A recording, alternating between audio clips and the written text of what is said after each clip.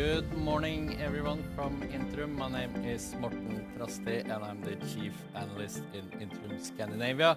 For the next 20 to 30 minutes, we're going to talk about the latest debt collection numbers across the Nordic region this time. And as the title might give away, we see now that the weight of an ever-increasing cost burden are beginning to claim its victims, and debt collection numbers are slowly starting to rise again. So let's start by looking a little closer at the household debt collection cases across the Nordic region. And as you can see here, the numbers are still below its pre-pandemic levels in all the Nordic countries. And as you might see as well, the Finnish data shows that the level of debt collection cases are a little below the rest of Scandinavia. And the reason for that is that there was a postal strike at the end of 2019, which means that once the pandemic hit, the Finnish numbers were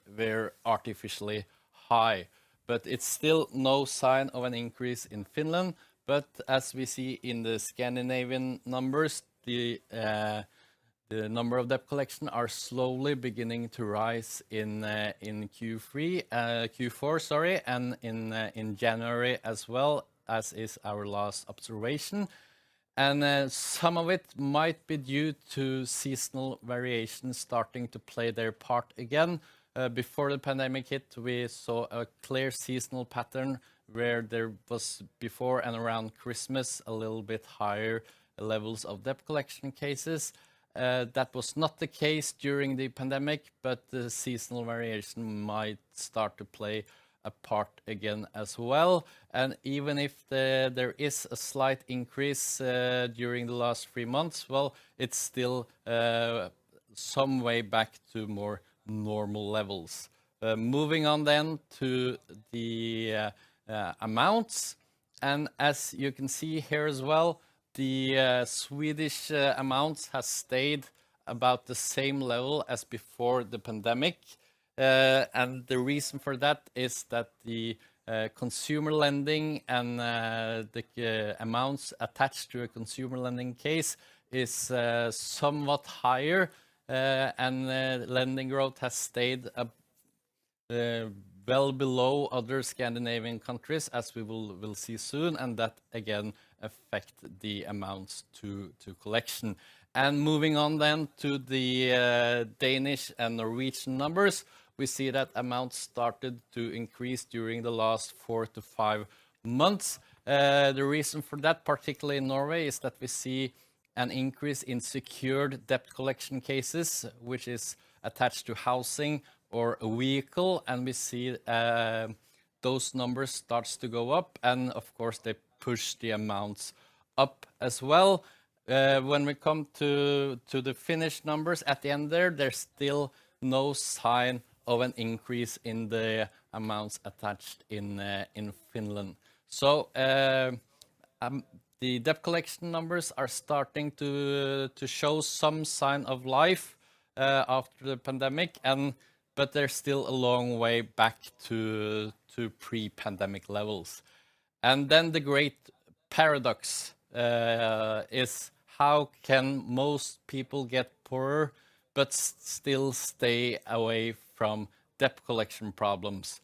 And the candle here is supposed to symbolize the wages that get gradually burned slowly but surely away from inflation, and real income is moving down for most of us. But still, debt collection is a long way away from the normal levels, and to understand how that could be possible, well, let's look at a typical Nordic consumer as we enter 2023. It's important to remember that labor markets across the Nordic region still looks very strong, both on the unemployment side, but on the employment side as well, which is an important figure when we look at debt collection numbers. And that is when the share that holds a steady income and a steady job, when that number increases, well, then it's harder to get into payment problems as well. And reason number 2 is that most of us still has a large savings accounts that we saved up during the pandemic, even if the incoming savings has increased somewhat, and some are starting to build down on their safety net, so to speak. There's still a long way back to normal levels.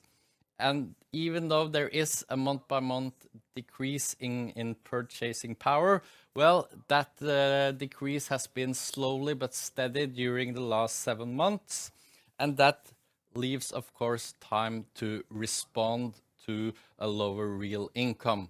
And the Nordic consumer has responded indeed. So if we start on the top left corner here, we see that spending are going down across the Nordic region, and particularly on what is often referred to as durable goods. And durable goods are goods that are bought in period one, but you tend to use them for a lot of periods going forward. And that, of course, also means that there is no urgency to buy those goods like furniture, new vehicles, and other households equipment that you tend to use for years going forward. Those items are easier to push ahead as well. And we now see across the Nordic region that the consumption of these kinds of goods are coming down quite quickly. And that, of course, leaves more room to maneuver in your personal economy. Number two here, it's that we cut savings. Savings rates are going down, and in some instances, particularly in Norway, we have started to tear down our savings, and savings during the pandemic are now being used to paying bills if income and costs do not longer match. But that, of course, pushes payment problems further ahead the more money you have on your savings account. Number three, we started to cut spending, particularly on housing. Housing prices are going down as we are more reluctant to buy a new home as real income are declining. And the third reason on the top right corner here is that the risk appetite is quite low, and that is normal after a crisis, that you don't want to take on too much risk after what you might call a traumatic either health or economic event. And we see that happening again after the pandemic. And then moving this then down to the debt collection and what that implies for debt collection. Well, there's two main entrances to go into payment problems. And number one is a collapse in income.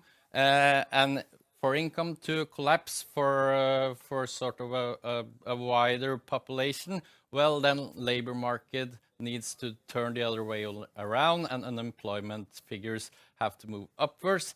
That has not happened yet, although, as I will show you in a moment, we do see a more shaky labor market now compared to what we did a year ago. So that might as well happen during 2023. And reason number two to get into payment problems are that you take on too much risk. And that's not very likely to happen, as always, and as I just mentioned, risk appetites are quite low after a crisis, and that seems to be the case now as well, even though it's somewhat harder to measure, because what usually happens after an economic crisis, and as we saw, for example, after the financial crisis, is that buffer stock savings tends to go up for a number of years after. But during the pandemic, savings rates were so high, but they're still not come down to their pre-pandemic levels. But we see that on lending growth as well, the need or the demand for high-risk loans are quite low. So a third possibility that has not occurred for the last 30 years. So it's kind of hard to predict how it will pans out in the future, but that is a gradual reduction in real income, and that is what we are experiencing at the moment. So moving on to risk aversion then, and how risk averse consumers fail or do not want to take up short-term credit to fill the financial gap, one could it would be a reasonable assumption that as costs are increasing, more and more people are taking up short-term debt to kind of level off their private economy. But as you can see in these numbers, the consumer credit growth is fell steeply during the pandemic, first of all. And as we look to the more recent data, well, both in the Nordic region, we don't have the Norwegian numbers of this, but the Nordic region and the Euro area as well, we see consumer credit growing around 2.5%, which is a lower growth rate compared to what it was before and during the pandemic. So there's not a lot of demand for short-term high-risk credit, which again then means that as most Nordic consumers do not want to take on debt, well, and risky positions, well, that entry sort of into payment problems is much fewer people walking through that gate. And I mentioned the labor markets as well. And one good reason or lead indicator on the more known unemployment and employment data are the number of new jobs. And as we can see here in the whole Nordic region, for the last or during 2022 and going into 2023 as well, we see that the growth in the number of new jobs are coming down quite fast. And that is sort of the first sign that labor markets are about to turn. Because before you start laying people off, well, you stop hiring new employees. And as the data here shows, firms around the Nordic regions are stopping to hiring new employees. And that means that the next step in this process is to start to cut down on your labor force. That will again turn unemployment numbers up, and the collapse in income for individuals and payment problems that follows in the tail are likely to occur during 2023. So if we try to look a little ahead then, payment problems are showing a sign to increase in the Scandinavian countries. Finland still lags a little bit behind, and we do see payment problems are likely to make what you might call a comeback in 2023. And first of all, that's the debt collection data telling us that the growth momentum is gathering pace during the last couple of months. We're still below the pre-pandemic level, so it's no payment crisis or what you might call it, but things are starting to return more to a normal level. And even if inflation were to come down, we still have some months ahead where inflation or prices will likely grow faster than the real wages. So the real income will continue to decline, and month by month reduction in real income will eventually lead to a mismatch between income and costs. And that's, of course, will transmit into debt collection cases as well.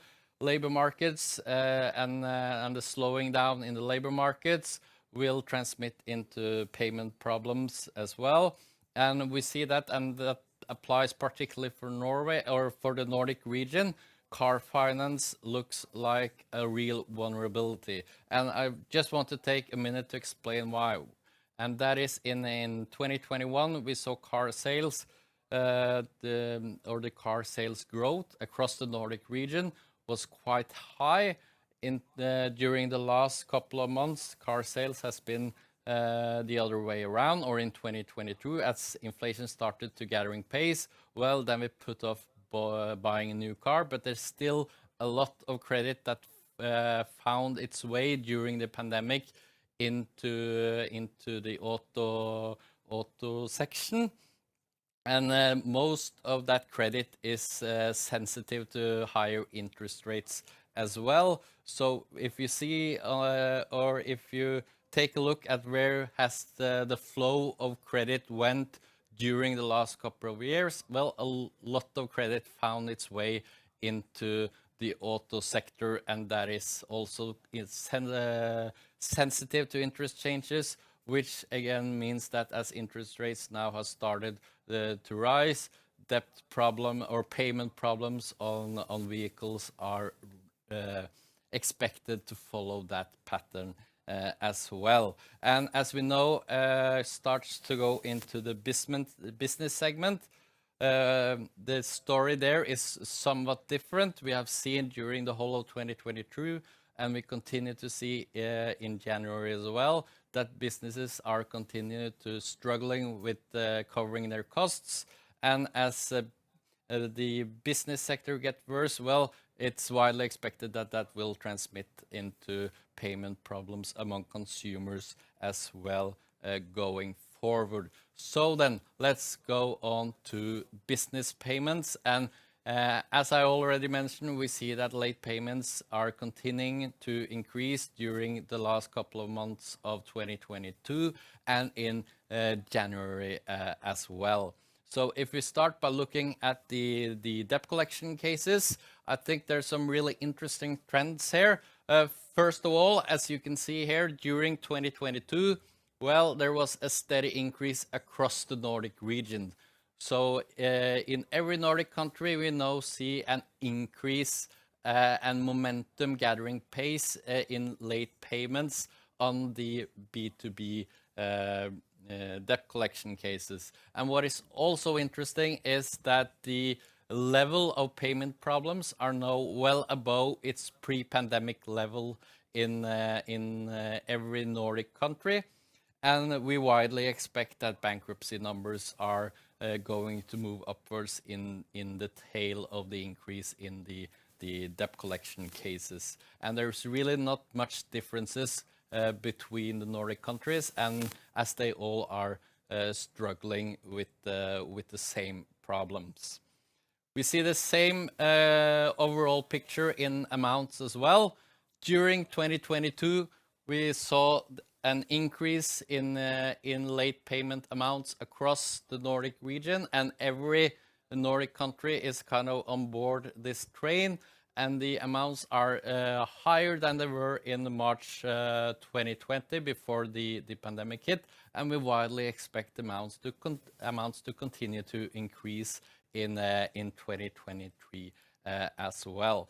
And there's really no quick fix to what's going on the business side now. And the reason for that is that there's a kind of a broadly based cost increase, which means that no matter what kind of industry you are in, well, you are experiencing costs moving up quite quickly, and you have to find a way out or a new way to sort of balance the books, and that leads to payment problems in most industries growing as well. So why has during 2022 at least, why does inflation create payment problems for businesses and not the same it applies until very recently among consumers? Well, first of all, costs are not limited to higher energy prices. Most costs are going up quite fast, and the cost problem is not limited to a single industry. And price variation or price volatility alone creates payment problems. If you don't know what your costs are going to be tomorrow, it might be 100, it might be 200. Well, that makes it hard to make wise decisions, so to speak, and creates payment problems around. And the number 4 here, I think it's a really important one to understand, and that is at the start of the cost spiral, or what you might call it, well, it was quite easy to pass that costs on to the consumers by increasing your sales price. And that for every month real income for household declines, well, it gets harder and harder and harder to push your cost increase over to the final consumer. And the reason for that is as the consumer gets poorer and poorer, consumption goes down. So if you then in the current environment increase your sales price, well, then you're likely to see sales numbers go quite fast down, and that means that the volumes effect can outweigh the price effects, and then passing on the cost increase into higher sales price is not a feasible way out of a payment problem or a cost issue. And why is this likely to continue moving into 2023? Well, purchasing power are continued to going down among consumers, and that means that the opportunity to increase your prices are still very, very limited, with maybe a few exceptions, but overall limited, which means that you have to find another way to incur the cost increase, and the kind of easy way out, and that is to increase sales prices, are not shut down, but very limited. Wage costs, which stands for around 70% of costs for Nordic business. Well, wages are widely expected to continue to increase from 2022 to 2023, which means that the highest cost burden are going up this year as well. And finally, there's no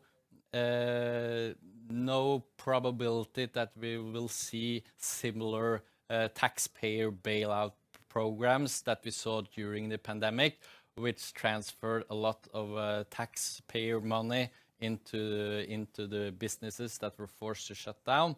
That's not likely to happen this time around, and there's several reasons as to why.